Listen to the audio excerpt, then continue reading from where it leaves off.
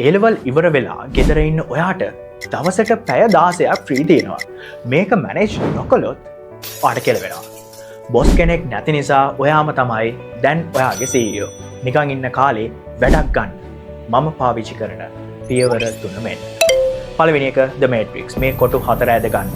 ගොඩක් අය හිතුවට මම ගොඩක් වැඩ කරනවා කියලා ඒ වැඩ 80%ක්ම වගේ not urgent not important ඒවා. ඒව ටික අයින් කරලා urgent important වැඩ ටික හඳුනා ගන්න. ඔයාව පොහොසත් කරන්නේ මේ කොටුවේ තියෙන වැඩ ටික විතරයි.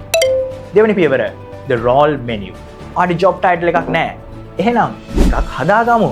The student, the son or daughter, the friend මේ වගේ roles ටිකක් ඔයා ලියා ගන්න. මේ හැම එකක් යටතෙම ඔයා කරන්න ඕන වැඩ ටික categorize කරන්න. ඒ වැඩ matrix එකටත් දාන්න. තුන්වෙනි පියවර the 3 blocks. උදේ වරුව deep work වලට, දවල් වරුවේ admin වැඩ වලට, හවසට freedom. ඔයා දවස plan කරන්න කැමති පොත සහ පෑනෙන්ද? නැත්නම් digital?